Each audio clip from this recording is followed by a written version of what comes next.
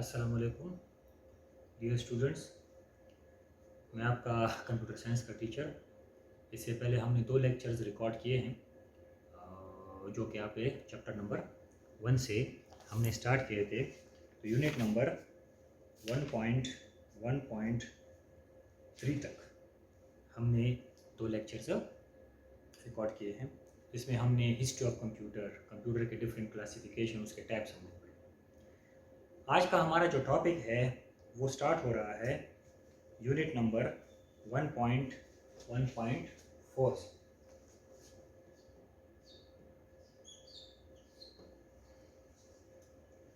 आपके बुक के page number 11 पे ये आपका टॉपिक है हार्डवेयर एंड सॉफ्टवेयर। अच्छा, हार्डवेयर और सॉफ्टवेयर क्या होता है, थोड़ा सा इसको समझते हैं आज। कि हम ये देखें कि आपका पूरा सिस्टम जो है ये किस चीज़ से, ठीक है, और ये कैसे आपस में कोऑर्डिनेट करते हैं और आपका सिस्टम चलता है। तो 2 जो बेसिक आपके कंपोनेंट्स हैं एक कंप्यूटर सिस्टम के, वो है हार्डवेयर और सॉफ्टवेयर। एक पहला हार्डवेयर और सॉफ्टवेयर, ये दोनों मिलके आपके कंप्यूटर सिस्टम को बनाते हैं। तो लेट्स सी, हमें देखते हैं कि हार्डवेयर क्या होता है और सॉफ्टवेयर क्या होता है। तो डिफरेंसेस आपके मैंने लिखे हुए हैं, लेकिन just to explain it, hardware किसे कहते हैं? हम नॉर्मली कहते हैं कि तमाम वो कंपोनेंट्स एक सिस्टम के जो फिजिकल हो। फिजिकल से मुराद touchable, anything you can touch in the system, इसको हम कहते हैं हार्डवेयर। फॉर एग्जांपल देखें, अगर मैं आपके बोर्ड को टच कर सकता हूँ फिजिकली, तो बोर्ड है ना एक टाइप ऑफ हार्डवेयर, ठीक है, सिस्टम का हार्डवेयर नहीं है, नॉर्मली इसको हम हार्डवेयर कहते हैं, ठीक है जी। तो anything that is touchable, that is tangible, that is physical, इसको हम कहते हैं हार्डवेयर। तो आपके सिस्टम के अंदर हार्डवेयर हो गए माउस, आपका कीबोर्ड, सिस्टम, मॉनिटर, केबल्स और RAM, central processing unit, hard disk, etcetera etcetera, ये सारी चीज़ें हार्डवेयर में आती हैं, ठीक है जी। तो those components which are physical, you can touch it, तो इसको हम टेक्निकली कहते हैं कि ये सिस्टम के हार्डवेयर। दूसरी चीज़ है सॉफ्टवेयर। तो बहुत सारी जगहों पे मैंने डिफिनीशन लिखी है गाइड्स में। उसकी डिफिनीशन ऐसे रखते हैं कि सॉफ्टवेयर जो है ये आपके पास जो है वो कंपोनेंट्स है जिसको आप टच नहीं कर सकते। दिस इज़ टोटली रॉन्ग, ये डिफिनीशन बिल्कुल गलत है। इसकी डिफिनीशन ये नहीं है कि आप इसको टच नहीं कर सकते, this is technically wrong. Software की डिफिनीशन ये है कि software are set of instructions, set of instructions है। वो सेट ऑफ इंस्ट्रक्शन लिखता कौन है? ह्यूमन लिखता है, मैं और आप लिखते हैं, ठीक है, डेवलपर्स लिखते हैं। और वो इंस्ट्रक्शन जाकर आपकी ये फिजिकल जो कंपोनेंट्स है इनको इंस्ट्रक्ट करते हैं कि ये काम ऐसे करो, ये काम ऐसे करो। उसके बाद वो hardware according to the instructions, उसके मुताबिक वो चीज़ कैरी आउट करता है, वो काम कैरी आउट करता है और उसका रिजल्ट आपको देता है। तो सॉफ्टवेयर की डिफिनीशन ये हुई कि software are set of instructions which tell the computer या which tells the computer या hardware what to do and how to do, what to do and how to do, आपने करना क्या और कैसे करना, ये भी इंस्ट्रक्शन ही बताती है इसको। तो नॉर्मली हम ये कहते हैं कि बहुत सारी जगहों पे आपको इंस्ट्रक्शन की जगह प्रोग्राम मिलेंगे, सेट ऑफ प्रोग्राम, वो भी ठीक है। अगर मैं इसको ऐसे लिखूँ ना कि सेट ऑफ प्रोग्राम्स है, तो ये भी ठीक है।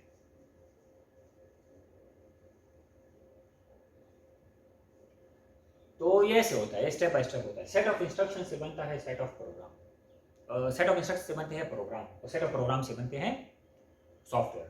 फॉर एग्जांपल, मैं अगर आपको छोटी सी एग्जांपल दूँ, अगर मैं एक सॉफ्टवेयर बनाऊँ तो मैं कहता हूँ कि मैंने लिखा कि आपके पास एक है एक्स जिसमें स्टोर है ए, और एक है बी जिसमें स्टोर है, सॉरी, एक्स में स्टोर है 5 और बी में स्टोर है लेट्स सपोज 6, और मैं कहता हूँ कि सम में स्टोर है ए प्लस बी, ठीक है जी। और मुझे आउटपुट दो, आउटपुट किस चीज़ का दो? सम का दो, सम में क्या स्टोर है, let's suppose, very simple example.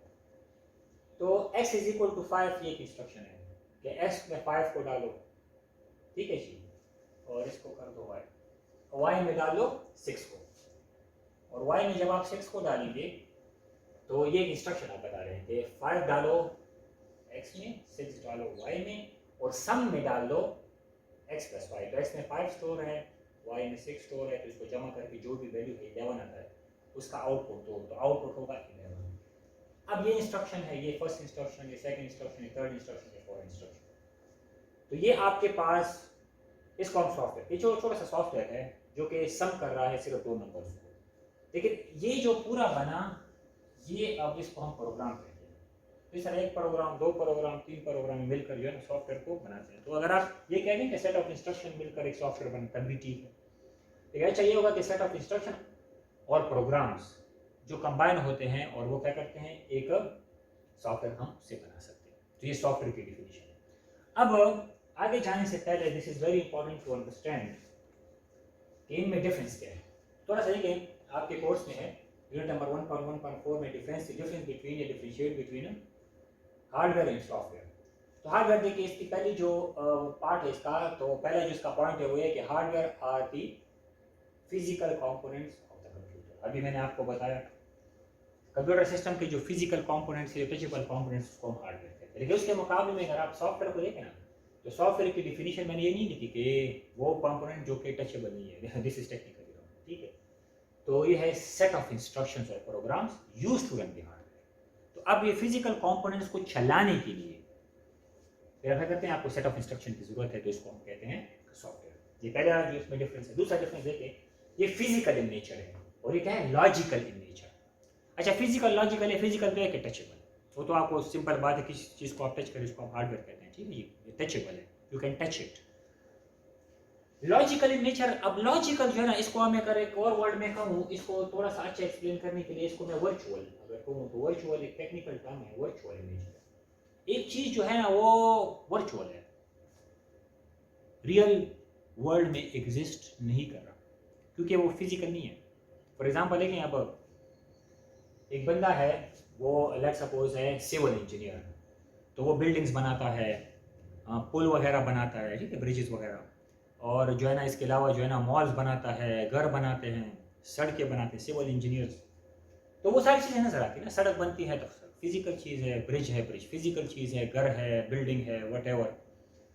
एक मैकेनिकल इंजीनियर है, कोई इंजन डिज़ाइन करते हैं, इंजन के अंदर कोई भी चीज़ वो लगाता है, पिस्टन है, कोई भी चीज़ है, तो वो that is a physical thing, ठीक है। आप उसको मॉडिफाई भी कर सकते हैं, आप उसको चेंज भी कर सकते हैं, उसको रिप्लेस भी कर सकते हैं, उसको खोल भी सकते हैं, बंद भी कर सकते हैं। लेकिन एक सॉफ्टवेयर इंजीनियर जो है ना, वो जो चीज़ लिखता है वो लॉजिकल होता है, सेट ऑफ प्रोग्राम्स हैं, सेट ऑफ इंस्ट्रक्शन सिस्टम के अंदर है, जो कि आप जो है ना उसको फिजिकली शो नहीं कर सकते, लेकिन लॉजिकली वो सिस्टम के अंदर अवेलेबल है, लॉजिकल है, ठीक है जी। तो इसलिए हम इसे लॉजिकल इन नेचर, तो सिस्टम के अंदर है, बाय ऐसी कोई चीज़ रियल वर्ल्ड में एग्जिस्ट नहीं करती, इसको हम वर्चुअल या लॉजिकल कहते हैं। लेकिन उसके मुकाबले में हार्डवेयर है वो फिजिकल है, रियल वर्ल्ड में एग्जिस्ट करता है। ये दो इसके डिफरेंस हो गए। तीसरा डिफरेंस है, it understand only zeros and ones. तो आपको पता है कि आपका सिस्टम जो है ना वो डिजिटल है, तो डिजिटल सिस्टम हमेशा उसको कहते हैं जो 2 डिजिट पे काम करता है, एक 1 हो और एक 0, 0 और 1। तो 1 और 0 को सिर्फ आपका हार्डवेयर समझता है आपका, क्योंकि आपका हार्डवेयर जो है ना डिजिटल हार्डवेयर है, ठीक है। डिजिटल हार्डवेयर इसको इसलिए कहते हैं क्योंकि 2 डिजिट पे काम करता है, जीरोज एंड वंस, तो वो उसको समझता है। लेकिन सॉफ्टवेयर क्या करता है, सॉफ्टवेयर जो है वो हार्डवेयर को बताता है तमाम चीजें 0 और 1 में, वो 0 और 1 पे काम करता है, लेकिन समझाने के लिए यू नीड इंस्ट्रक्शंस। अब ये इंस्ट्रक्शन जो है 0 और 1 में, ये इसको कौन बताता है, ये सॉफ्टवेयर इसको एक्सप्लेन करता है। मैंने कहा ना कि सिस्टम को रन भी करता है और सिस्टम को ये बताता है कि what to do and how to do. तो व्हाट भी बताता है कि 0 और 1 ये है क्या, और हाउ, वो कैसे इसको आपने कैलकुलेट करना है। वो सारे जो काम होते हैं हार्डवेयर और सॉफ्टवेयर के दरमियान में, वो 0 और 1 में होते हैं। तो 0 और 1 में चीज़ों को कन्वर्ट करना ये सॉफ्टवेयर का काम है, क्योंकि वो सिर्फ 0 और 1 पे काम करता है। तो फॉर एग्जांपल आप एक की प्रेस करते हैं ना, एक कीबोर्ड से आप कोई की प्रेस करते, फॉर एग्जांपल आपने की प्रेस की शिफ्ट ए, तो शिफ्ट ए जो है ना ये आपको नजर आता है स्क्रीन पे कैपिटल ए, लेकिन अगर सिंपल ए प्रेस करे तो आपको स्मॉल ए नजर, इसमें फर्क है। वो आपको कैपिटल ए भी शो कर रहा है शिफ्ट ए को अगर आप प्रेस करें, और सिंपल अगर ए को प्रेस करें तो स्मॉल ए भी शो कर रहा है। तो ये दोनों में फर्क है, इसको अलग इंटरप्रेट करेगा और इसको अलग इंटरप्रेट करेगा। लेकिन ए तो मुझे नजर आ रहा है, आपको नजर आ रहा है, यूजर को नजर आ रहा है, ह्यूमन को नजर आ रहा है, सिस्टम को ए कभी भी नजर आ रहा है, सिस्टम को सिर्फ एक चीज नजर आती है। तो फिर ये 10 में ए कन्वर्ट कैसे होगा, कैसे पता चलेगा कि ये कैपिटल ए है और कैसे पता चलेगा कि स्मॉल ए है, ये इसको बताता है सॉफ्टवेयर। तो सॉफ्टवेयर क्या करता है, वो ये बताता है सिस्टम को कि ऊपर से जो की प्रेस हुई है या कोई कमांड आया है, आपने माउस पे क्लिक किया है, कोई स्कैनर से इनपुट आ रहा है, व्हाटएवर, उसको पहले कन्वर्ट करता है 10 में और सिस्टम को बताता है कि ये 10, फिर जाके सिस्टम इसको अंडरस्टैंड करता है। ठीक है जी। तो तीसरा पॉइंट, चौथा पॉइंट है हार्डवेयर फंक्शन आर फंक्शन। ये हार्डवेयर उस वक्त फंक्शन करता है जब सॉफ्टवेयर इसमें लोड हो जाए। तो वंस सॉफ्टवेयर इज लोडेड, एक सिस्टम है इसके अंदर सॉफ्टवेयर नहीं है, तो इसकी मिसाल ड्रम की तरह है, ढोल की तरह। इसको सिर्फ बाहर से अगर बजाओगे तो आवाज़ निकलेगी, बाकी it can not work unless you install programs और इंस्ट्रक्शन और software to run this hardware. तो हार्डवेयर तब काम करेगा ना कि उसके अंदर सॉफ्टवेयर लोड हो जाएगा, उसके अंदर सॉफ्टवेयर काम करना शुरू कर देगा। तो सॉफ्टवेयर इसका रूह है। एक आपको बॉडी तो नज़र आ रही है, सिस्टम तो नज़र आ रहा है, लेकिन ये काम नहीं कर सकता अपने आप से, उसको उसके अंदर रूह होनी चाहिए। तो वो हम क्या कहते हैं, उसको हम सॉफ्टवेयर कहते हैं। तो it contains program that run the hardware that is operating system etcetera. तो ऑपरेटिंग सिस्टम जैसे सॉफ्टवेयर होते हैं, सिस्टम सॉफ्टवेयर जो अभी आगे आ रहा है, तो वो इसके अंदर इंस्टॉल होगा तो ये काम करेगा। काम अगर आपने इसको इंस्टॉल नहीं किया तो अपने आप से हार्डवेयर कभी भी काम नहीं कर सकता। उसके बाद पांचवा जो पॉइंट है वो है फॉल्ट्स आर फिजिकल। कोई खराबी हो ना हार्डवेयर के अंदर तो वो फिजिकल खराबी है। फॉर एग्जाम्पल रैम खराब है, रैम फिजिकल उसको निकाल के दूसरा रैम खरीद के उसमें डालें। मेन बोर्ड में कोई आईसी जल गई, कोई और चीज़ उसमें जल गई, ठीक है, कोई भी चीज़ खराब हो गई, कोई स्लॉट जल गया, तो आप जाएं वो उसको निकाल के दूसरा स्लॉट लगाएगा, फिजिकल। ठीक है, गाड़ी है, ठीक है, मैकेनिकल इंजीनियरिंग में गाड़ी बनाई, इंजन आपने रिप्लेस करना है, आपने टायर रिप्लेस करना है, आपने कोई आगे जो लाइट्स है उसको रिप्लेस करने हैं, वट एवर, तो उसको आप निकाल लेंगे, उसको ठीक कर देंगे, या अगर ठीक नहीं हो रहा तो उसको रिप्लेस करेंगे, दूसरी चीज़ को, नई चीज़ खरीद के उसमें डाल देंगे। इसको कहते हैं फिजिकल इन नेचर। लेकिन सॉफ्टवेयर के फॉल्ट लॉजिकल होते हैं। अगर सॉफ्टवेयर में फॉल्ट आए ना तो इसके लिए कोई फिजिकल आपके पास कोई मैकेनिज्म अवेलेबल नहीं है कि फिजिकली आप जाके सॉफ्टवेयर को ठीक करें। तो इसके लिए फिर उसको लॉजिकली ठीक करना पड़ता है, यानी इसके इंस्ट्रक्शन में जाके, सिस्टम के अंदर जाके इसके इंस्ट्रक्शन को ठीक करना, अगर इसमें कोई एरर वगैरह आता है तो इसलिए हम कहते हैं कि इसके फॉल्ट लॉजिकल और उसके फॉल्ट फिजिकल। तो उसके टाइप्स देखे, इनपुट की जितनी भी डिवाइसेज है वो हार्डवेयर में आती है, mouse, keyboard, scanner, microphone. Processing की जो device, for example central processing unit. Output की जो डिवाइसेज है, फॉर एग्जांपल मॉनिटर है, प्रिंटर है, स्पीकर है। और कम्युनिकेशन की डिवाइसेज, फॉर एग्जांपल आपके मॉडेम है या लैंड कार्ड वगैरह है। तो ये सारे इसके एग्जांपल है। और इस तरह जो सॉफ्टवेयर की जो एग्जांपल है वो सिस्टम सॉफ्टवेयर और एप्लीकेशन सॉफ्टवेयर। तो सिस्टम सॉफ्टवेयर आ गया, अभी आगे आ रहा है जिसका ऑपरेटिंग सिस्टम आपके हो गए, लैंग्वेज ट्रांसलेटर्स वगैरह हो गए। एप्लीकेशन सॉफ्टवेयर इसके अलावा जितने भी सॉफ्टवेयर है, फॉर एग्जांपल गेम के सॉफ्टवेयर है, ब्राउजर्स वगैरह है, कोई भी वो सॉफ्टवेयर जो या कैटेगरी है, इसके अलावा जो है वो सारे हमारे पास उसको हम एप्लीकेशन सॉफ्टवेयर कहते हैं। ठीक है, फॉर एग्जांपल वर्ड प्रोसेसर्स है, एमएस वर्ड में आप काम कर रहे हैं, एक्सेल में काम कर रहे हैं, कोई गेम आप रन कर रहे हैं, कोई ब्राउज़र आप ओपन कर रहे हैं, ये सारे जो है ना एप्लीकेशन सॉफ्टवेयर है। तो इसके एग्जाम्पल है। और इसके अलावा उसकी जो आगे जो मतलब इसके टाइप्स है, ये इसके और एग्जांपल मॉनिटर, प्रिंटर होगी, और आपके जो इसके एग्जांपल ऑपरेटिंग सिस्टम हो गए, एमएस ऑफिस वगैरह होगी, गेम्स वगैरह होगी। तो टाइप्स और ऊपर जो है ना इसके टाइप्स और एग्जांपल एक जो टाइप्स इसके सिस्टम सॉफ्टवेयर, एप्लीकेशन सॉफ्टवेयर, इसके टाइप्स इनपुट आउटपुट है, और इसके एग्जांपल जो है ना ऑपरेटिंग सिस्टम में एमएस ऑफिस, और इसके एग्जांपल है मॉनिटर वगैरह। ये सारी चीज़ें जो टचेबल है उसको हम कहते हैं ये क्या हार्डवेयर की एग्जांपल्स है। तो ये कुछ पॉइंट्स है, 5-6-7 पॉइंट्स है आपके बुक में गिवन है। तो ये डिफरेंसेस है हार्डवेयर और सॉफ्टवेयर के दरमियान में। अब हम आते हैं नेक्स्ट, आपका जो टॉपिक है जो इसमें लिखा हुआ है, ये आपका टॉपिक बन रहा है सिस्टम जो कंप्यूटर सॉफ्टवेयर है, इसकी वो जो है वो 1.2 है। तो ये आपका यूनिट बन रहा है 1.2। ठीक है जी। तो 1.2 जो है ये आपका बन रहा है पेज नंबर 13 पे, कंप्यूटर सॉफ्टवेयर। अब फिर मैं वो इसी की तरफ आऊँगा। अब देखो, अब ये तो आपको सिर्फ जस्ट डिफरेंस बताइए और डिफिनीशन है। अब हम यहाँ पे आते हैं, इनको डिटेल में देखते हैं। तो पहले सॉफ्टवेयर को देखते हैं कि सॉफ्टवेयर क्या है, फिर हार्डवेयर को देखेंगे कि सॉफ्टवेयर। अब मैंने जैसे आपको बताया कि सॉफ्टवेयर जो है ना वो सेट ऑफ इंस्ट्रक्शंस है और प्रोग्राम्स है। अभी जो मैंने आपको बताया सेट ऑफ इंस्ट्रक्शंस और प्रोग्राम्स, ये इंस्ट्रक्शन मिलकर प्रोग्राम्स बनाते हैं। तो वो use to run the hardware, hardware को रन करने के लिए जो आपको इंस्ट्रक्शन है या प्रोग्राम्स है उसको हम कहते हैं ये सॉफ्टवेयर। ठीक है। तो फिर आप सॉफ्टवेयर ऐसा नहीं कि एक सॉफ्टवेयर है, तो सॉफ्टवेयर के बहुत सारे टाइप्स हो सकते हैं। अच्छा, सॉफ्टवेयर जो है ये सिंगुलर बी इस्तेमाल होता है, सॉफ्टवेयर एस भी आप लिख सकते हैं, सॉफ्टवेयर आर भी आप लिख सकते हैं। सॉफ्टवेयर की जो प्लूरल और सिंगुलर है ये एक ही होता है, इसमें प्लूरल सॉफ्टवेयर कभी भी इस्तेमाल नहीं होता, सॉफ्टवेयर होता है। तो इसको अगर मैं एस के साथ कहूँ या आर के साथ कहूँ, दोनों के साथ ठीक है। तो कंप्यूटर सॉफ्टवेयर, तो set of instruction program that on the hardware. Hardware को चलाने के लिए जो आपको इंस्ट्रक्शन चाहिए, प्रोग्राम चाहिए, उसको हम टेक्निकली कहते हैं सॉफ्टवेयर। तो इसके आप टाइप्स देते हैं, जो बेसिकली ब्रॉड स्केल पे, बड़े लेवल पे इसके दो मेन टाइप्स हैं।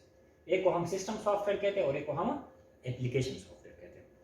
तो अब हम देखते हैं पहले सिस्टम सॉफ्टवेयर को कि सिस्टम सॉफ्टवेयर क्या होते हैं, इनका काम क्या होता है, फिर हम आएंगे एप्लीकेशन सॉफ्टवेयर की तरफ। तो आज हम इसको खत्म करेंगे, तो कि आपके सिस्टम सॉफ्टवेयर आपके क्या होते हैं, ठीक है जी।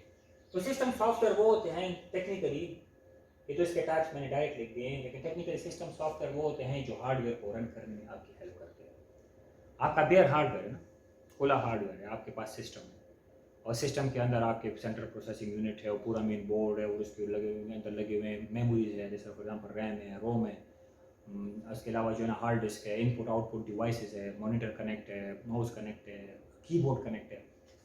तो अब सिस्टम सॉफ्टवेयर की सिंपल डेफिनेशन ये होगी कि सिस्टम सॉफ्टवेयर वो सॉफ्टवेयर होते हैं, ठीक है जी, यहाँ लिखा हुआ गया कि वो आपके हार्डवेयर को ऑपरेट करते हैं। मतलब है कि हार्डवेयर को चलाने के लिए जो सॉफ्टवेयर हमें चाहिए उसको हम सिस्टम सॉफ्टवेयर कहते हैं। तो ये सॉफ्टवेयर कौन से सॉफ्टवेयर, दो software that operate and control the computer system. तो कंप्यूटर सिस्टम को ऑपरेट भी करते हैं और कंट्रोल भी करते हैं। ये नहीं है कि सिस्टम की अपनी मर्जी है, नहीं, मर्जी जो है ना वो इसकी चलती है। जिस तरह आपने सॉफ्टवेयर डेवलप किया है, सेट ऑफ इंस्ट्रक्शंस आपने लिखे हैं, उसी के मुताबिक आपका सिस्टम क्या होता है, ऑपरेट होता है। और ऑपरेट होने के साथ साथ कंट्रोल भी करता है, ये इसकी अपनी मर्जी नहीं है। जो चीज़ जिस चीज़ के लिए बनाई गई है, एक चीज़ है जिस काम के लिए बनाया गया है, वो चीज़ उसी के मुताबिक काम करेगा, इसको हम कंट्रोल करेंगे। तो वो क्या करता है, वो उसके जिस तरह अभी मैंने शुरू में कहा ना कि what to do and how to do भी है, तो क्या करेगा वो तो ऑपरेट हो गया, कैसे करेगा वो कंट्रोल हो गया, ठीक है जी। तो वो सॉफ्टवेयर जो बेसिकली आपके हार्डवेयर को रन करते हैं, बेयर हार्डवेयर को, तो उसको हम कहते हैं सिस्टम सॉफ्टवेयर। इसका कुछ फंक्शन है जो बेसिकली परफॉर्म करते हैं। सबसे पहला फंक्शन इसका ये है कि support development of application software. अच्छा, अब ये सिस्टम सॉफ्टवेयर जो है, for example system operating system, इसे सिस्टम सॉफ्टवेयर आगे आ रहा है, तो उसका पहला काम क्या है कि इसी सॉफ्टवेयर को यूज करके आप बाकी जो एप्लीकेशन सॉफ्टवेयर है वो बनाते हैं। फॉर एग्जांपल अगर मैं आपसे ये पूछूं कि आप गेम कैसे बनता है, एक गेम का सॉफ्टवेयर है वो कैसे बनता है, एक ब्राउजर कैसे बनता है, फॉर एग्जांपल कोई मल्टीमीडिया का सॉफ्टवेयर है, रियल प्लेयर है, ये कैसे बने, MS ऑफिस है पूरा, इसमें MS वर्ड है, MS एक्सेल है, ये कैसे बने, ये तभी बने हैं ना कि आपके सिस्टम में ऑपरेटिंग सिस्टम था। अगर ऑपरेटिंग सिस्टम नहीं होता तो फिर तो आप सिस्टम को रन नहीं कर सकते। तो operating system is a type of system software. तो वो अच्छा, अब इसी के अंदर आप जाते हैं और यही चीज जब आप सिस्टम पे रन करते हैं, सिस्टम जब रन फॉर्म में आ जाता है, फंक्शन शुरू करते हैं, तब आप जाके फिर मजीद एप्लीकेशन सॉफ्टवेयर बनाते हैं। तो पहली बात है कि सपोर्ट करता है एप्लीकेशन सॉफ्टवेयर के डेवलपमेंट में। दूसरी बात, support execution of other software. अच्छा, बाकी जो सॉफ्टवेयर है उसको जब आपने रन करना है, एग्जीक्यूट करना है, तो वो भी जो है ना सिस्टम सॉफ्टवेयर के बगैर रन नहीं कर सकता। जब तक आपके सिस्टम में ऑपरेटिंग सिस्टम ना हो, जो सिस्टम सॉफ्टवेयर है, तो आप किसी भी आप पूरे सिस्टम को रन नहीं कर सकते, आप उसको ओपन ही नहीं कर सकते। It will never work, it will not work, ठीक है जी। तो ये सिस्टम को डेवलपमेंट, बाकी जो एप्लीकेशन सॉफ्टवेयर उसकी डेवलपमेंट भी सिस्टम सॉफ्टवेयर की पावर से होती है, और इसकी एग्जीक्यूशन भी, उसको रन करना सिस्टम में, ये भी सिस्टम सॉफ्टवेयर की पावर से होता है। और तीसरा है मॉनिटर करता है, the efficient use of various hardware resources.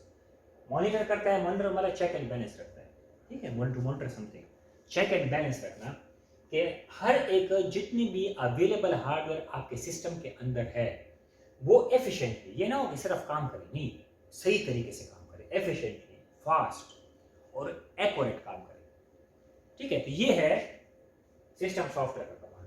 कितनी चीजें होगी, डेवलपमेंट ऑफ एप्लीकेशन सॉफ्टवेयर में हेल्प करता है, एप्लीकेशन सॉफ्टवेयर के एग्जीक्यूशन में हेल्प करता है, और साथ में जो वेरियस रिसोर्सेज है आपके सिस्टम के अंदर, रिसोर्सेज का मतलब जिसके थ्रू सिस्टम चलता है। अब रैम है एक रिसोर्स है, मेमोरी है, हार्डवेयर हार्ड डिस्क है एक रिसोर्स है, इनपुट रिसोर्स है, फॉर एग्जांपल इनपुट में आपके पास कीबोर्ड माउस, ये रिसोर्स है, बस इस सिस्टम के अंदर है, आउटपुट डिवाइसेज है, तो उसका एफिशिएंट इस्तेमाल भी इसका काम होता है। ये नहीं कि सिर्फ इस्तेमाल करो, सही इस्तेमाल करो, ये होता है सिस्टम सॉफ्टवेयर का तो अगर आपके पास सिस्टम सॉफ्टवेयर नहीं है तो you can not run a hardware. उसके बाद इसके टाइप्स है, तो टाइप्स आपका बन रहा है unit number 1.1.2, sorry unit number 1.2.1।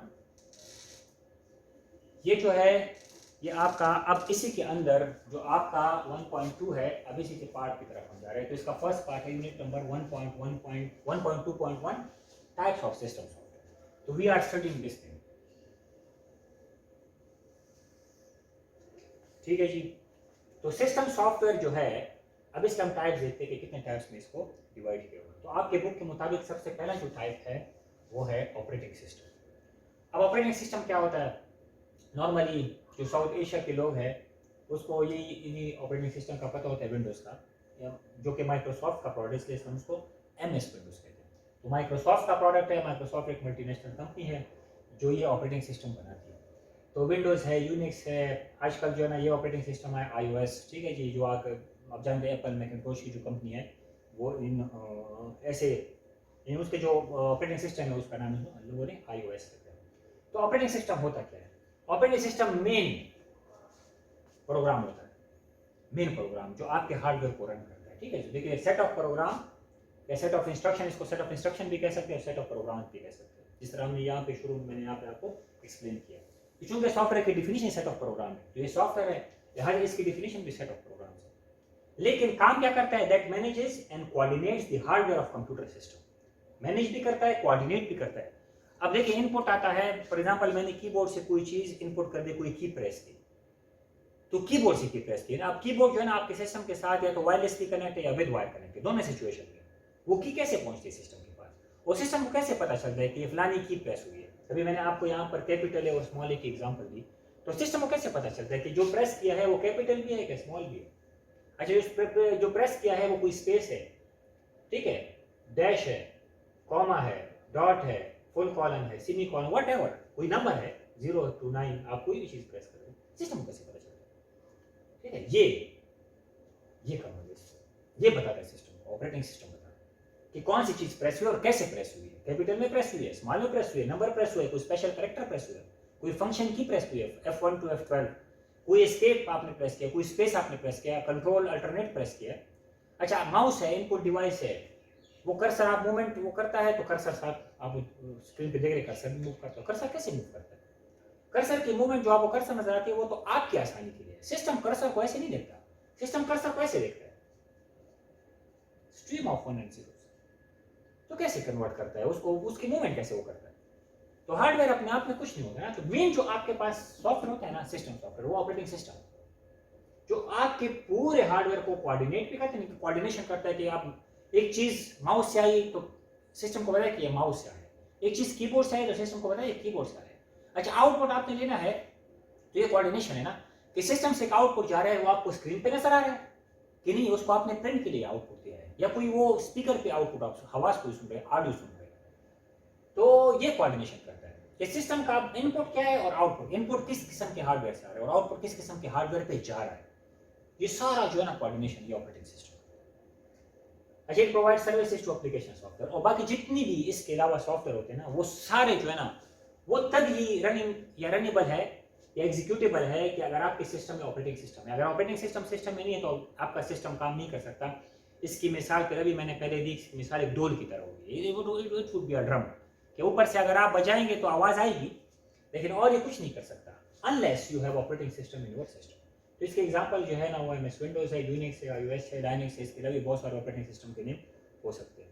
तो नॉर्मली हम जो यूज़ करते हैं वी आर माइक्रोसॉफ्ट यूजर्स, तो MS विंडोज जो है ना सबसे ज़्यादा मशहूर है। और हमेशा याद रखें इसको कभी भी आप विंडो प्रोनाउंस नहीं करेंगे, ये विंडोज, विंडोज ये ऑपरेटिंग सिस्टम का नाम है, विंडोज इसमें ऐसे इंपॉर्टेंट है, ठीक है।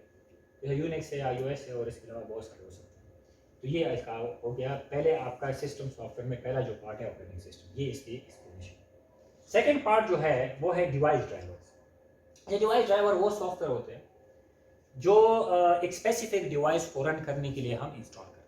फॉर एग्जांपल आपने फर्स्ट टाइम सिस्टम के साथ प्रिंटर को कनेक्ट किया फर्स्ट टाइम, तो वो डायरेक्ट कभी भी प्रिंटर को नहीं उठा सकता, तो क्या करना पड़ेगा, उसके लिए एक डिवाइस ड्राइवर इंस्टॉल करनी पड़ेगी। जो डिवाइस ड्राइवर आप इंस्टॉल करते हैं ना, तब वो जाके सिस्टम का हिस्सा बन जाता है। तो चूंकि जितने भी आपके हार्डवेयर होते हैं, वो हार्डवेयर जो है ना वो आपके ऑपरेटिंग सिस्टम को पहले बताना होता है ना, कि ऑपरेटिंग सिस्टम को पता चले कि ये हार्डवेयर किस किस्म का है, तब वो उसको रन कर सकता है।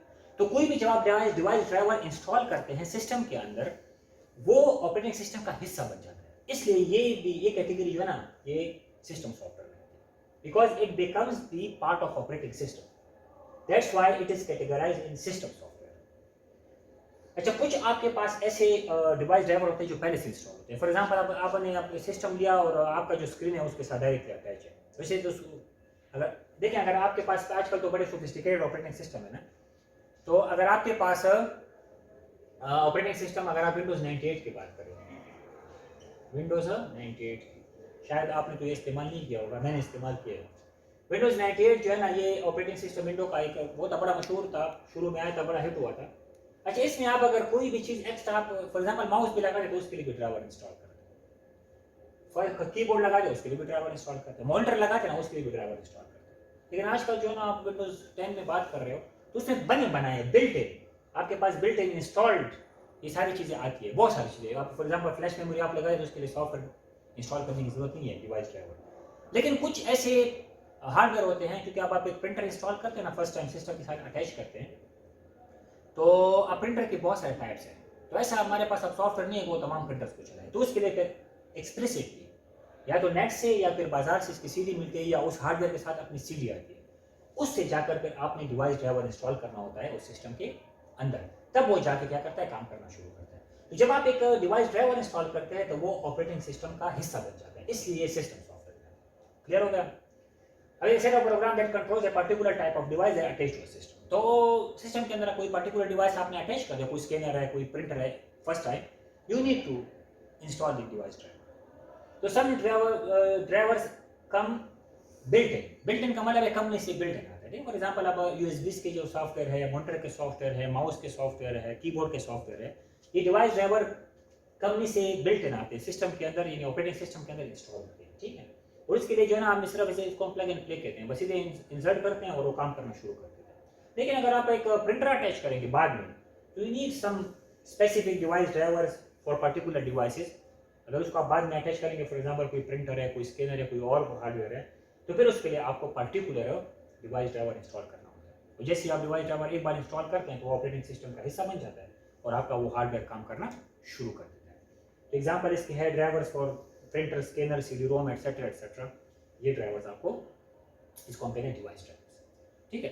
और उसके बाद जो नेक्स्ट कैटेगरी है वो है यूटिलिटी सॉफ्टवेयर। यूटिलिटी सॉफ्टवेयर के सबसे बेहतरीन एग्जाम्पल जो है ना, जो आपके सिस्टम का जो कंट्रोल पैनल है, ये सारी यूटिलिटी हम कहते हैं वो चीज़ जो आपकी हेल्प करे, ये काम करे ना, यूटिलिटी हेल्प करने की। जैसे आपके हम कहते हैं यूटिलिटी स्टोर्स है, गवर्नमेंट ने बनाए हैं, तो यूटिलिटी स्टोर में क्या होता है, वो चीज़ें जो बाहर बाजार में मिलती है यूटिलिटी स्टोर में मिलती है, लेकिन आपके आसानी के लिए उसमें थोड़े प्राइसेस कम होते हैं, इसलिए इसको यूटिलिटी कहते हैं। आपकी हेल्प के लिए कोई चीज़ बनाई जाती है, इसको यूटिलिटी कहते हैं।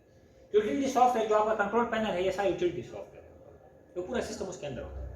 तो उसके थ्रू आप अपने सिस्टम को एनालाइज कर सकते हैं कि मेरे सिस्टम का स्टेटस क्या है, कॉन्फ़िगर कर सकते हैं। कॉन्फ़िगर का मतलब है कि अगर कोई चीज़ मिस हो जाए उसको आप रीइंस्टॉल कर सकते हैं, अनइंस्टॉल कर सकते हैं, ठीक है। ऑप्टिमाइज कर सकते हैं, वक्त के साथ आप अच्छे अच्छे सॉफ्टवेयर इसमें इंस्टॉल करें, अपडेट करें, इसको ऑप्टिमाइजेशन कहते हैं।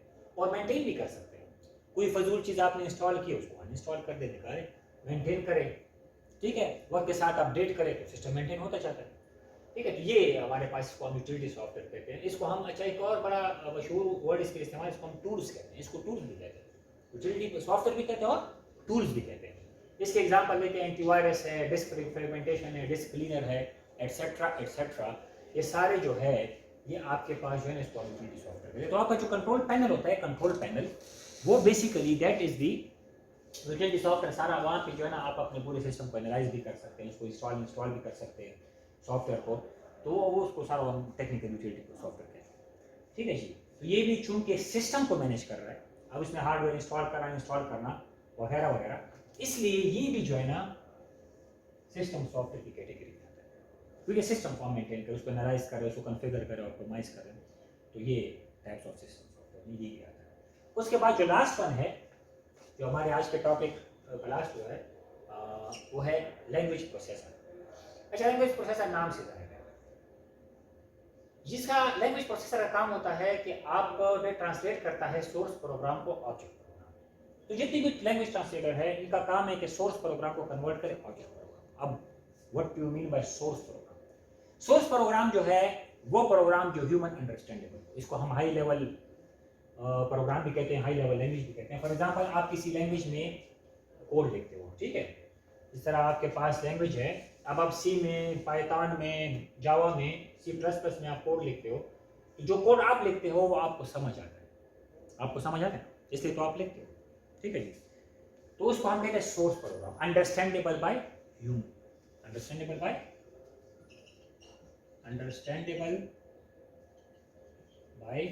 ह्यूमन। इसको हम टेक्निकली सोर्स कहते हैं या सोर्स प्रोग्राम कहते हैं, अंडरस्टैंडेबल बाय ह्यूमन।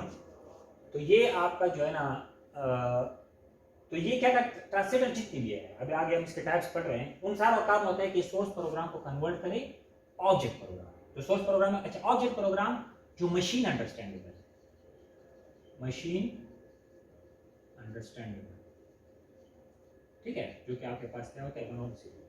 तो लैंग्वेज ट्रांसलेटर काम होता है कि आपसे किसी हाई लेवल लैंग्वेज में कोड ले, उसको कन्वर्ट करे मशीन अंडरस्टैंडेबल फॉर्म में, मशीन इसको समझकर एग्जीक्यूट करे। और मैं थोड़ा सा इसमें एक एडिशन यहाँ पे करना चाहूंगा कि use to translate source program to object program and vice versa. Vice versa का मतलब है कि उल्टा भी ये करता है। फिर जब ये एक रिजल्ट प्रोड्यूस करते हैं ना, कि आपने कोई कोड दिया, उसने मशीन अंडरस्टैंडेबल लैंग्वेज में कन्वर्ट किया, मशीन ने इसको एग्जीक्यूट किया, उसका रिजल्ट आया, तो रिजल्ट को ये फिर सोर्स प्रोग्राम में कन्वर्ट करते हैं, तो फिर आपको स्क्रीन पे आउटपुट नजर आता है कि इसका रिजल्ट ये है। तो वाइस वर्सा हम ये भी सही है कि ये जो है ना कन्वर्ट करता है सोर्स प्रोग्राम को ऑब्जेक्ट प्रोग्राम में, और फिर जो है ना ऑब्जेक्ट प्रोग्राम में जो रिजल्ट आता है उसको फिर सोर्स प्रोग्राम में या ह्यूमन अंडरस्टैंडेबल फॉर्म में कन्वर्ट करके आपको स्क्रीन पे शो करता है। क्योंकि आपको 1-0 समझ नहीं आता, 1-0 सिर्फ मशीन को समझ आती है, ठीक है जी। You need to convert it again into source program into human understandable form. तो ये लैंग्वेज ट्रांसलेटर का ये काम है। अब इसकी 3 टाइप्स है, इंटरप्रेटर, कंपाइलर और असेंबलर। इंटरप्रेटर क्या करता है? इंटरप्रेटर ऐसे ट्रांसलेटर को कहते हैं जिसका काम ये है कि वो ट्रांसलेट करे हाई लेवल लैंग्वेज को लो लेवल लैंग्वेज में। नाउ हाई लेवल लैंग्वेज का मतलब ह्यूमन अंडरस्टैंडेबल में source code, low level language का मतलब मशीन अंडरस्टैंडेबल में ऑब्जेक्ट कोड। एक ही बात है, अगर मैं सोर्स कोड कहूँ, ऑब्जेक्ट कोड कहूँ, हाई लेवल लैंग्वेज कहूँ, लो लेवल लैंग्वेज कहूँ, ठीक है जी। या इसके अलावा ह्यूमन अंडरस्टैंडेबल को या मशीन अंडरस्टैंडेबल को, ये सारी एक चीज है। तो ये हाई लेवल लैंग्वेज को कन्वर्ट करता है लो लेवल लैंग्वेज में, लेकिन कैसे कन्वर्ट करता है? Line by line, statement by statement. अभी ये मैंने कोड लिखा है ना, ये इंटरप्रेटर की अच्छी एग्जांपल है, ये मैंने कोड लिखा, बड़ा सिंपल सा कोड है। अब इस कोड के अंदर आप अगर क्या करते हो, ये स्टेटमेंट है, ये फर्स्ट स्टेटमेंट है, ये सेकंड स्टेटमेंट है, ये थर्ड स्टेटमेंट है, ये फोर्थ स्टेटमेंट है, ठीक है जी। तो एक मिनट,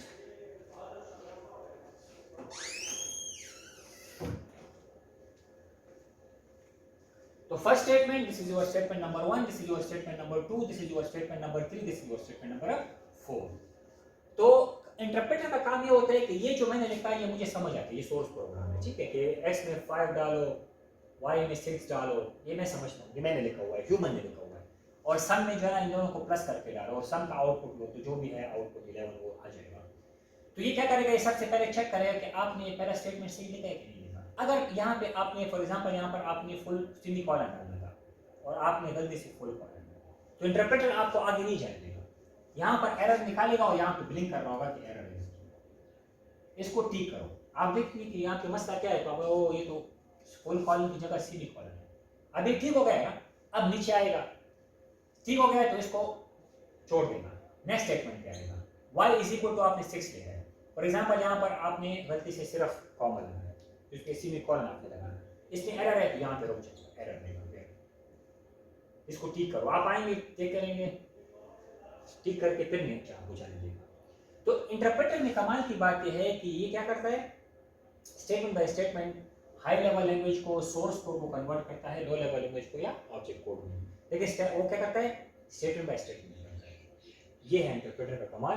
तो इंटरप्रेटर जो है ये लाइन बाय लाइन, या इसको अगर मैं यहाँ पे थोड़ी सी एडिशन कर दूं, statement by statement, statement by statement, ये भी ठीक है, अच्छा, जो आपके पुराने जो बेसिक लैंग्वेज थी जिसको एल्गोरिथम कहते हैं, ठीक है, दिस स्पेक लैंग्वेज है PHP पर, ऐसे लैंग्वेजेस को कन्वर्ट करने के लिए यू नीड इंटरप्रेटर्स, ठीक है जी। उसके बाद सेकंड है कंपाइलर। अच्छा, कंपाइलर और इंटरप्रेटर में फ़र्क है, दोनों ट्रांसलेटर्स हैं, दोनों हाई लेवल लैंग्वेज को कन्वर्ट करते हैं मशीन लैंग्वेज में, फिर वापस आकर आपको इसका आउटपुट देते हैं। लेकिन उसमें जो फ़र्क ये है कि इंटरप्रेटर जो है ये हाई लेवल लैंग्वेज को कन्वर्ट करता है लो लेवल लैंग्वेज में स्टेटमेंट बाय स्टेटमेंट, और कंपाइलर क्या करता है, ये सोर्स कोड को कन्वर्ट करता है ऑब्जेक्ट कोड में as a whole. As a whole का मतलब है कि अगर यही सिचुएशन है, आपने यही जो आपने कोड लिखा हुआ है, इस कोड को अगर आप देखें तो इंटरप्रेटर कैसे कर रहा था कि एक एक स्टेटमेंट को चेक कर रहा था। इंटरप्रेटर जो है वो एक एक स्टेटमेंट को चेक कर रहा था, लेकिन कंपाइलर ऐसे नहीं करता। कंपाइलर जो है वो फॉर एग्जांपल ये आपने कोड लिखा, ठीक है, अब कंपाइलर जब इसको कन्वर्ट करेगा, चेक करेगा, तो कंपाइलर एज अ होल करेगा, तमाम उसको चेक कर देगा, उसके बाद एरर्स बताएगा। फॉर एग्जांपल यहाँ पर अब आपने एक एरर किया है, यहाँ पे सीधी कॉलम डाला था आपने, गलती से कॉमा डाला, तो यहाँ पर इंटरप्रेटर क्या करता है, यहाँ पे रुक जाता, आपको आगे जाने, आगे चेक ही नहीं करता कि आगे स्टेटमेंट क्या है, पहले इसको ठीक करो फिर आगे जाओ। कंपाइलर ऐसे नहीं करता, कंपाइलर तमाम कोड को चेक करता है, एनालाइज करता है, आखिर में तमाम एरर्स को शो कर देता है, ठीक है जी। इंटरप्रेटर स्टेटमेंट बाय स्टेटमेंट जाएगा, अगर एक स्टेटमेंट में एरर है तो आगे स्टेटमेंट को चेक ही नहीं करेगा जब तक आपने पहले स्टेटमेंट में एरर चेक करेक्ट नहीं किया।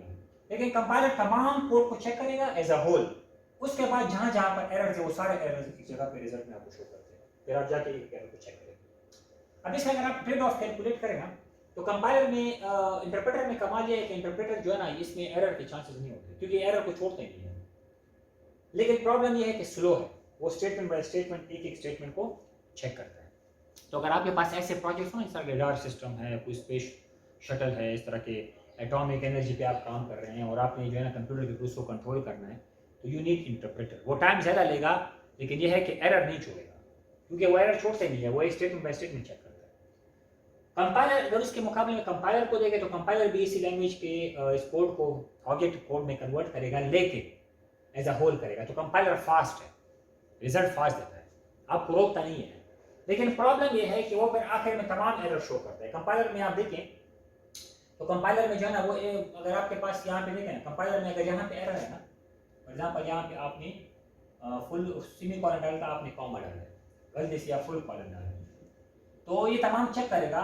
अब यहाँ पर ये एक एरर होना चाहिए, एक एरर, ये क्या करेगा, ये इसके बाद इसमें भी एरर शो करेगा और इसमें। अब आप यहाँ पे 3 एरर शो करेगा, 1 2 3, लेकिन इसमें एक्चुअल होगा सिर्फ एक एरर, क्योंकि वो एरर चेक करता है ना, तो वो ये समझता है कि यहाँ पे एरर है तो इसके नीचे वाले भी एरर है, उसके नीचे वाले भी एरर है। लेकिन इंटरप्रेटर ऐसे नहीं करता।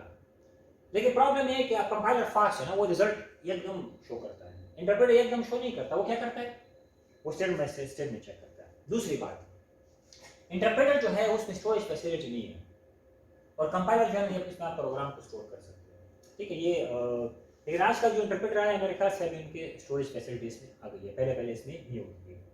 तो ये फ़र्क है इंटरप्रेटर और कंपाइलर में। तो इसके कोबॉल, फोरट्रॉन, सी प्लस पर जावा, आजकल जितने भी हाई लेवल लैंग्वेजेस हैं उसको उसी कन्वर्जन के लिए वी यूज़ कंपाइलर्स, ठीक है। तो नॉर्मली हम इस टर्बो सी कंपाइलर है, और इसके अलावा जो है बोरलैंड कंपाइलर है, बहुत सारे कंपाइलर अवेलेबल है, वो हम हाई लेवल लैंग्वेज को लो लेवल लैंग्वेज में कन्वर्ट करने के लिए मॉडर्न जो लैंग्वेजेस है वो हम कंपाइलर यूज़ करते हैं। और लास्ट वन है असम्बलर।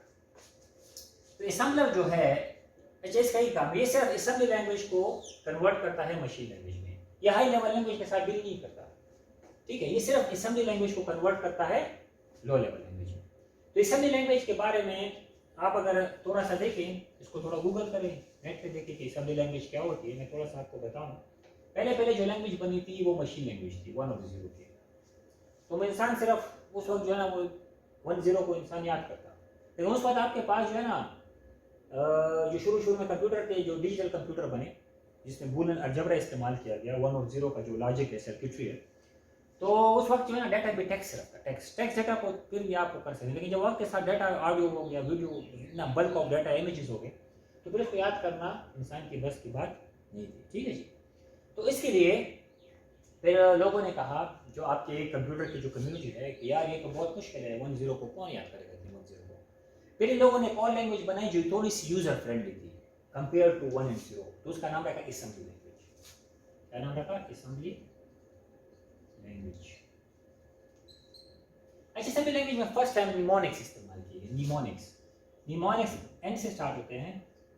निमोनिक्स, देखिए इसमें एम जो है ये साइलेंट होता है। निमोनिक्स यहाँ से एन से स्टार्ट होता है, लेकिन ये एम देखा जाए। निमोनिक्स कहते हैं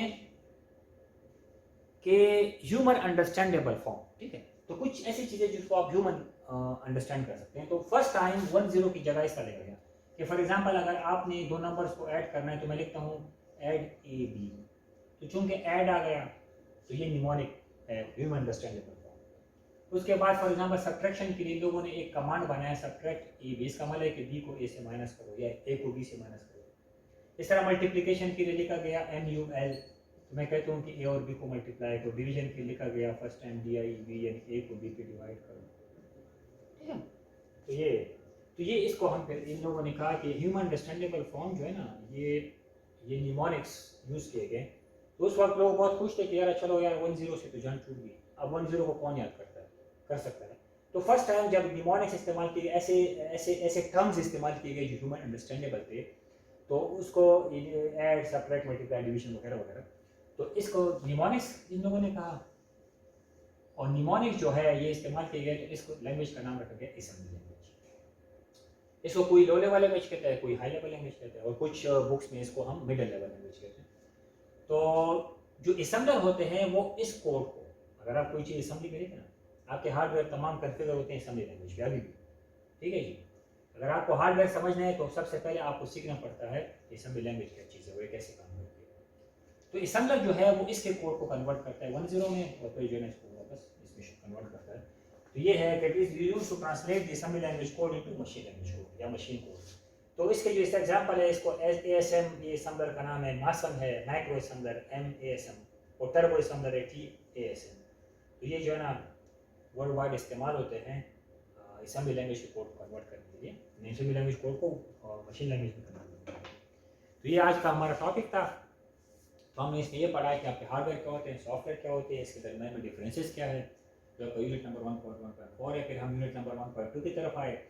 तो हमने पहले स्टार्ट किया कंप्यूटर सॉफ्टवेयर। तो कंप्यूटर सॉफ्टवेयर में हमने पढ़ा कि सॉफ्टवेयर सेट ऑफ इंस्ट्रक्शंस है, और उसके बाद इसके टाइप, दो टाइप्स है, सिस्टम सॉफ्टवेयर और एप्लीकेशन सॉफ्टवेयर। तो आज हमने सिर्फ सिस्टम सॉफ्टवेयर पढ़े। नेक्स्ट लेक्चर में इंशाल्लाह फिर हम एप्लीकेशन सॉफ्टवेयर पर डिस्कशन करेंगे। तो सिस्टम सॉफ्टवेयर जो है ना, हमने देखा कि तमाम जो आपका हार्डवेयर है जो सिस्टम सॉफ्टवेयर कंट्रोल करते हैं। तो इसके 4 टाइप्स हैं: operating system, device drivers, utility software और लैंग्वेज प्रोसेसर्स। तो हमने यही पढ़ा कि ऑपरेटिंग सिस्टम जो है ये तमाम जो आपका हार्डवेयर की मैनेजमेंट है और कोऑर्डिनेशन है हार्डवेयर के दरमियान, ये ऑपरेटिंग सिस्टम का कमाल है, ये सब कुछ करता है, ठीक है। तो इसके एग्जांपल जो है वो Windows, Unix, iOS etcetera etcetera, और ये जो है एप्लीकेशन सॉफ्टवेयर को चलाने के लिए भी इसकी करता है, ठीक है। उसके बाद डिवाइस ड्राइवर, एक पर्टिकुलर डिवाइस जो हार्डवेयर आप लेटर ऑन सिस्टम के साथ कनेक्ट करते हैं, तो उसके लिए एक डिवाइस ड्राइवर की जरूरत होती है। जब आप डिवाइस ड्राइवर को इंस्टॉल करते हैं तो ऑटोमेटिकली इसका हिस्सा हो जाता है। तो इसलिए ये भी सिस्टम सॉफ्टवेयर का हिस्सा है। कुछ ड्राइवर्स आपके सिस्टम के अंदर बिल्ट इन कंपनी की तरफ से आते हैं ऑपरेटिंग सिस्टम के अंदर, और कुछ जो है ना आप वक्त के साथ ज़रूरत के मुताबिक कोई नया हार्डवेयर अटैच करे तो उसके लिए ड्राइवर इंस्टॉल करना पड़ता है, ठीक है। तो ड्राइवर आपके प्रिंटर के लिए, स्कैनर के लिए, कोई रिकॉर्ड वगैरह के लिए आप उसको इस्तेमाल करते हैं। उसके बाद यूटिलिटी सॉफ्टवेयर जो है ये वो सॉफ्टवेयर जो आपकी हेल्प करता है चीज़ों को आसान करने के लिए, ठीक है। ये सिस्टम को आसान लाने के लिए इसको हम टूल्स भी कहते हैं। तो सिस्टम को ऑप्टिमाइज करना, मेंटेन करना, सिस्टम के स्टेटस वगैरह को चेक करना, ये सारी यूटिलिटी सॉफ्टवेयर का कमाल होता है। तो आपके जो कंट्रोल पैनल होता है, यहाँ पे सारी यूटिलिटीज़ वहाँ पे या टूल्स वहाँ पे पड़े होते हैं। सर आपका डिस्क डिफ्रेगमेंटेशन हो गया, डिस्क क्लीनर हो गया, एंटीवायरस वगैरह, ये आपके यूटिलिटी सॉफ्टवेयर है। उसके बाद लैंग्वेज प्रोसेसर है। लैंग्वेज प्रोसेसर भी इसके सिस्टम सॉफ्टवेयर का हिस्सा है, क्योंकि लैंग्वेज प्रोसेसर जो है इसके अंदर कोई भी लैंग्वेज लिखी जाती है तो वो डायरेक्टली डील करता है, मशीन लेवल पे डील करता है। कि आपके जो है ना पूरे हाई लेवल कोड को लो लेवल कोड में, या ह्यूमन अंडरस्टैंडेबल कोड को मशीन अंडरस्टैंडेबल कोड में, या सोर्स प्रोग्राम को ऑब्जेक्ट प्रोग्राम में, तो वो जाके मशीन को रन करता है। इसलिए ये भी सिस्टम सॉफ्टवेयर का हिस्सा है। तो सोर्स कोड को ट्रांसलेट करता है ऑब्जेक्ट प्रोग्राम में, या सोर्स प्रोग्राम को ऑब्जेक्ट प्रोग्राम में, सोर्स कोड को ऑब्जेक्ट कोड में, उल्टा भी करता है, ठीक है। उसके बाद जब रिजल्ट आ गए तो फिर आपको हाई लेवल लैंग्वेज में रिजल्ट भी शो करता है। इसके 3 टाइप्स हैं: इंटरप्रेटर, कंपाइलर और असेंबलर। इंटरप्रेटर जो है ये हाई लेवल लैंग्वेजेस को कन्वर्ट करता है लो लेवल लैंग्वेजेस में, लेकिन line by line, statement by statement, यहाँ पर मैंने आपको एक्सप्लेन कर दिया। स्लो है, स्टोरेज फैसिलिटी इसमें नहीं है, लेकिन यह है कि इसके थ्रू जब सॉफ्टवेयर की चेकिंग होती है, एरर चेकिंग, तो इसमें ये एरर नहीं छोड़ता, बिल्कुल एक एक स्टेटमेंट को चेक करता है, लेकिन ये स्लो है। उसके मुकाबले में कंपाइलर बनाए गए तो कंपाइलर तमाम एज अ होल, ये भी हाई लेवल लैंग्वेज को कन्वर्ट करता है लो लेवल लैंग्वेज में, लेकिन पूरे प्रोग्राम को एज अ होल करता है। ठीक है जी। और आखिर में आपको एरर शो करता है। इसमें स्टोरेज फैसिलिटी भी है, लेकिन ये है कि ये फास्ट है, वो स्लो है, लेकिन ये है कि उसके थ्रू, इंटरप्रेटर के थ्रू जब कोई कोड चेक होता है तो उसमें एरर के चांसेस नहीं होते, लेकिन कंपाइलर के थ्रू होते हैं तो उसमें एरर के चांसेस हो सकते हैं। उसके बाद असम्बलर है, तो असम्बलर का काम है कि वो ट्रांसलेट करता है सिर्फ असेंबली लैंग्वेज कोड को लो लेवल लैंग्वेज में। तो ASM, ASM, मासम और टासम, ये आपके पास टर्बो असम्बलर, मैक्रो असम्बलर और असम्बलर जो है ना, ये वो टूल्स है जिसके थ्रू इसमें आप असेंबली लैंग्वेज का कोड लिखते हैं और वो कन्वर्ट करता है उसको मशीन लैंग्वेज में, लो लेवल लैंग्वेज में, और फिर उसका रिजल्ट आपको फिर असेंबली लैंग्वेज में शो करता है। तो ये कुछ इसका खुलासा था। तो आई होप कि इस पर कोई पॉइंट नहीं रह गया। बस दैट्स ऑल फॉर टुडे। तो इंशाल्लाह फिर हम नेक्स्ट लेक्चर में हम अब बात करेंगे कंप्यूटर हार्डवेयर। तो best of luck, thank you very much.